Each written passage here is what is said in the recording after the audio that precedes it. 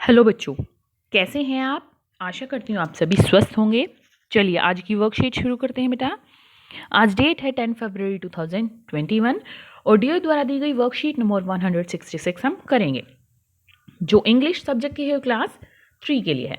आज हम हमारी टेक्स्ट बुक मैरी गोल्ड में unit 10 the ship of the desert, जो हमने लास्ट वर्कशीट में भी की थी, उसी को कंटिन्यू करेंगे। यहाँ पर आपको अपना नेम, यहाँ अपनी टीचर का नेम राइट डाउन करना है।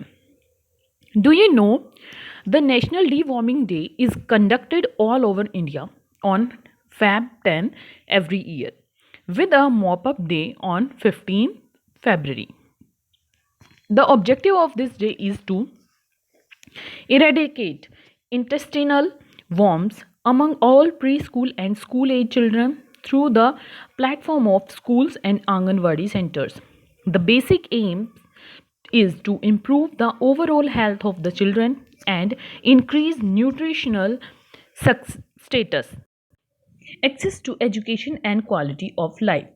तो बेटा 10 फरवरी को, हर साल 10 फरवरी को नेशनल डीवॉर्मिंग डे मनाया जाता है, जिसको हिंदी में हम राष्ट्रीय कृमि निवारण दिवस बोलते हैं। इस दिन क्या होता है, जैसे हम अपनी आम भाषा में बोलते हैं कि पेट में कीड़े हो गए हैं, तो उन कीड़ों को मारने के लिए, या पेट में अगर नहीं हो तो आगे नहीं हो, इसके लिए बच्चों को दवाई दी जाती है, जिसका नाम एल्बेंडाजोल है। ठीक है, ये स्कूल और आंगनवाड़ी में दी जाती है। मोस्टली ये 1 से 19 साल के बच्चों को दी जाती है।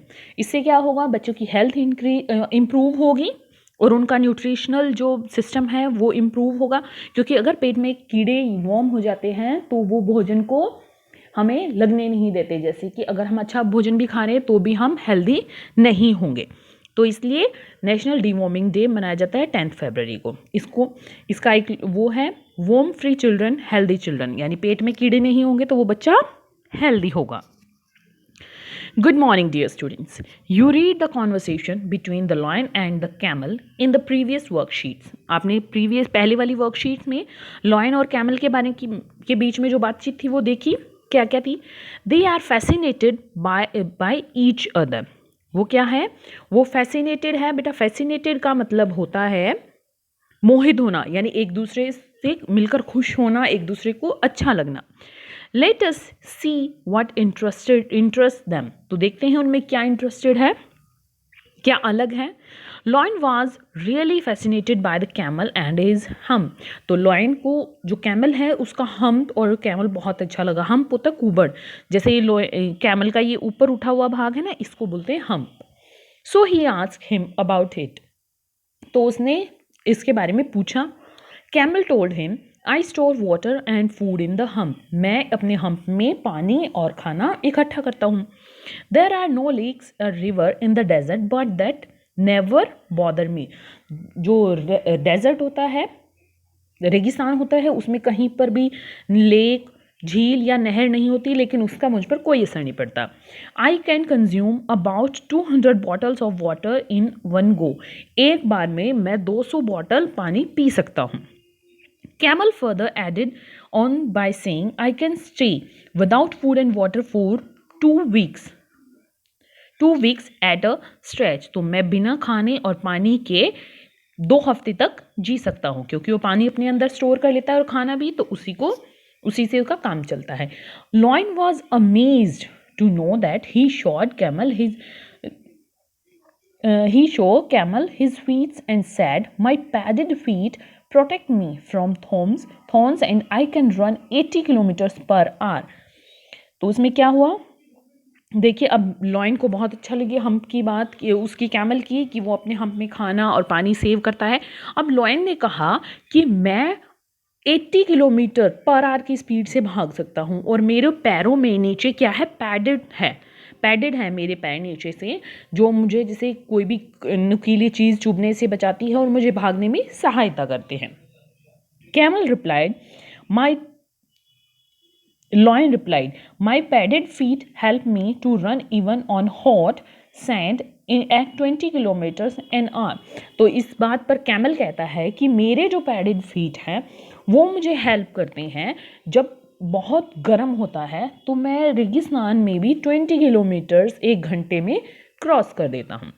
They both understood that their bodies help them to survive in their habitats.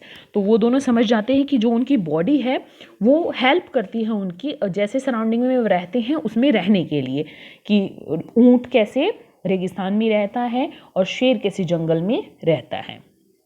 Hope you have enjoyed the story given above. आशा करते हैं आपको जो ये बातें बताई गई ये बहुत अच्छी लगी होंगी.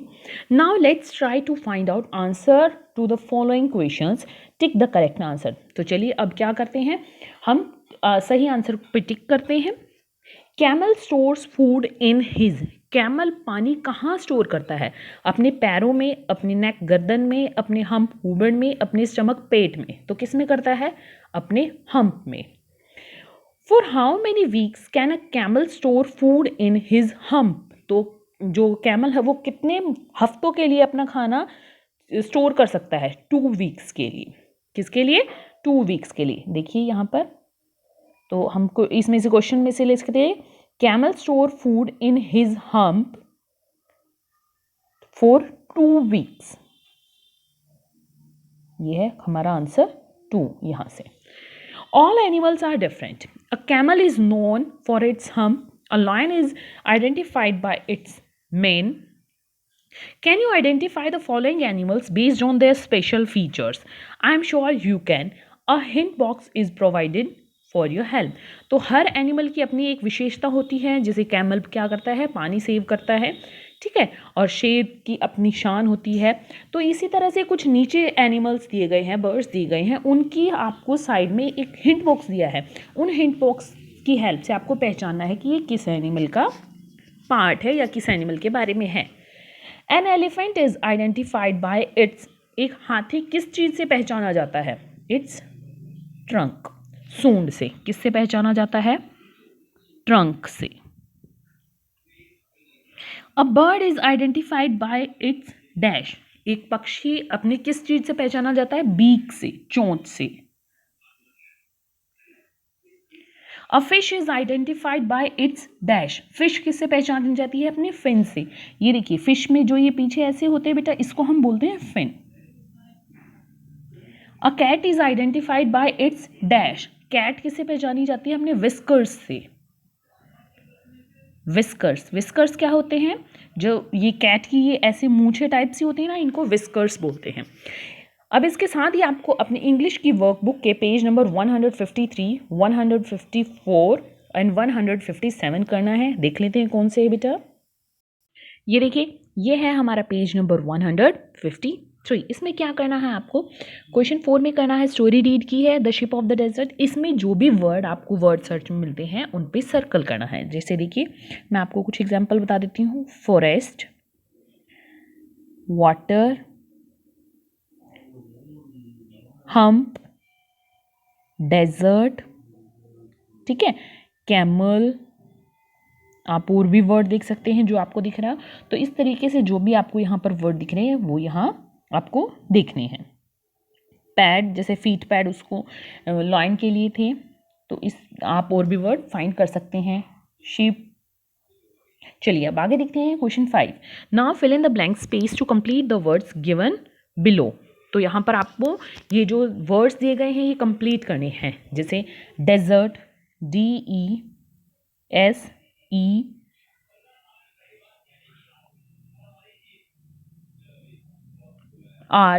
बट इसमें ये नहीं RT. ये देखिए इसमें DESERT.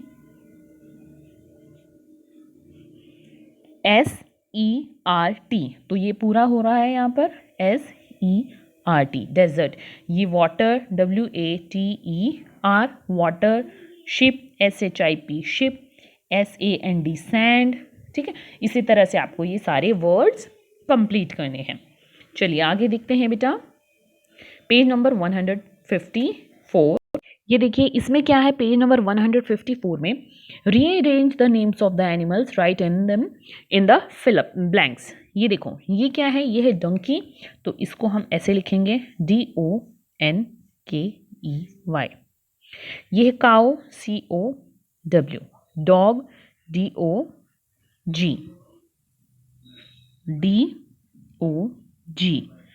गोट, GOAT. C-A-T, camel, C-A-M-E-L,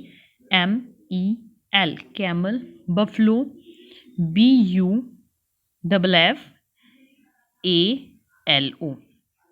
आगे देखते हैं बेटा पेज नंबर 157।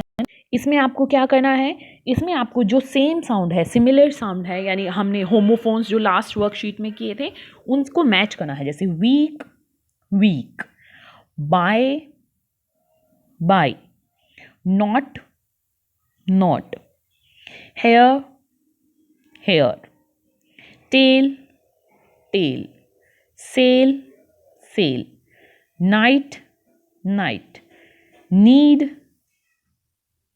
नीड, मेल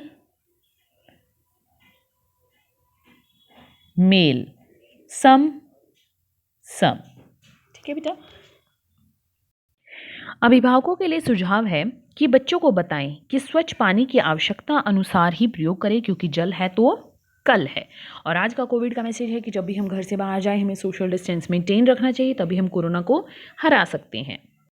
आज की वर्कशीट यहीं पर कंप्लीट होती है बेटा। फिर मिलते हैं एक नई वर्कशीट के साथ, तब तक के लिए अपना ध्यान रखना। धन्यवाद।